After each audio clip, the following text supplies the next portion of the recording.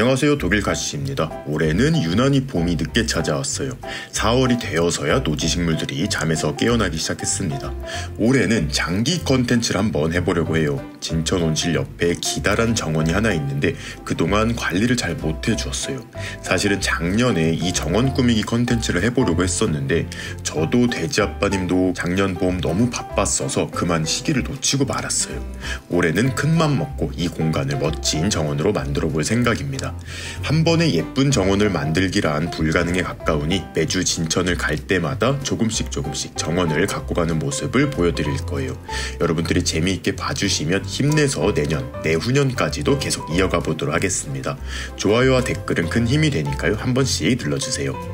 작년에 바쁘다는 핑계로 정원 가꾸기를 미루기도 했지만 기존에 자라는 식물들을 캐낸다는 것이 마음이 아팠어요.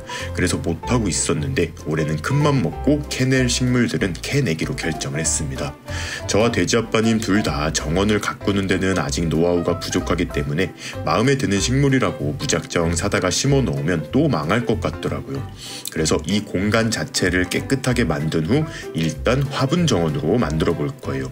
특히 요즘은 정원 땅에 직접 식물을 심지 않고 화분을 올려놓는 형태로 정원을 꾸미는 분들이 늘고 있어요. 아무래도 배치와 이동의 자유가 있다 보니 그런 것 같습니다. 작년에는 화분들을 시멘트 위에 두고 키우다 보니 물이 너무 빨리 마르는 등의 문제를 겪었는데 올해는 모두 흙 위에 두고 관리를 할 것이다 보니 벌써부터 성장세가 기대됩니다. 하나둘 차근차근 시행해 가도록 할게요. 촬영일은 4월 2일이고 망한 정원 살리기의 첫 주인공은 장미입니다. 정원에 식물이 많이 없는 것 같지만 장미가 굉장히 많아요. 여기저기 심겨있는 장미들을 모두 케어 화분으로 옮겨줄 거예요. 덩치가 작은 장미들은 화분으로 옮겨주고 너무 커져버린 대왕 장미도 손질을 해줄 거예요. 마지막으로는 괴물처럼 자라버린 덩굴장미도 살짝 손봐줄게요. 3년 전 처음 소개되었던 색이 변하는 장미 트위스터 셀렉트입니다.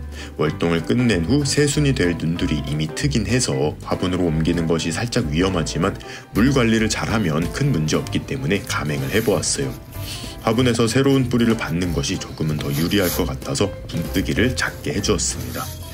붉은 뿌리와 잔뿌리들이 많이 잘렸지만 화분에서 새로운 뿌리들을 내리면 오히려 더 건강해질 거예요.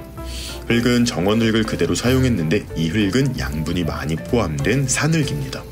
모래질 흙이라 물이 잘 빠지긴 하지만 혹시 모를 과습에 대비하여 옆부분에 구멍이 많이 뚫린 화분을 선택했어요.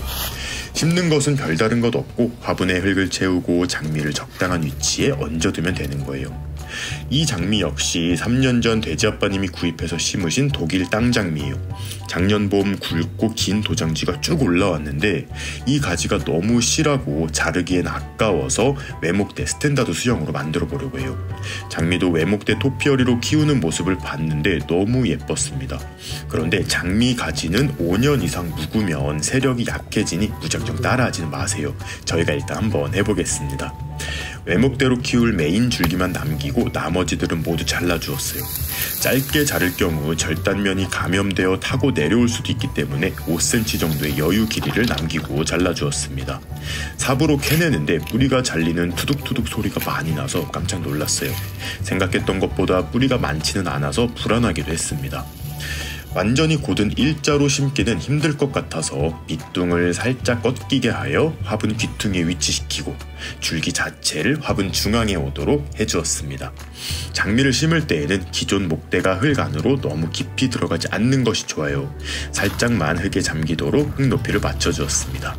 장미가 어릴 경우 전목, 대목으로 사용한 찔레 가지가 땅 아래에서 올라오는 경우가 있는데 이 장미처럼 오래 묵은 경우는 그런 경우가 적어요. 하지만 외목대로 키우기로 결정한 만큼 땅 아래에서 줄기가 올라오면 당분간은 절단해줄 계획입니다. 정원 여기저기 심겨져 있던 다른 장미들도 모두 화분화를 해주었어요. 하나하나 옮기다 보니 생각보다 개체수가 많더라고요. 이게 끝이 아니고 옆에 이만큼이 더 있습니다. 정원에서 캐는 장미만 12품종이에요. 다행히도 3품종 빼고는 모두 라벨들이 남아있어서 올해 꽃을 피워준다면 장미 품종 리뷰도 가능할 것 같습니다. 화분으로 다 옮겨주었으니 다음은 가지치기를 해줄 거예요. 외목대로 키울 장미의 가지는 2m가 넘게 솟아있어요. 가지가 분화된 곳이 제 눈높이 정도 되니까 한 180 정도 될 거예요. 이 분지점을 기준으로 동그랗게 토피어리 수형으로 길러보겠습니다. 아랫둥부터 완전한 일자 외목대는 포기했지만 줄기 자체가 반듯하게 뻗어 있어서 고추 지지대만 꽂아주고 고정만 시켜주었어요. 이렇게만 해주어도 이미 외목대 느낌이 물씬 납니다. 분화된 가지들에서도 새순들이 트기 시작했는데 대충 살려낼 눈들을 정하고 그 눈들 위쪽을 모두 잘라주었어요.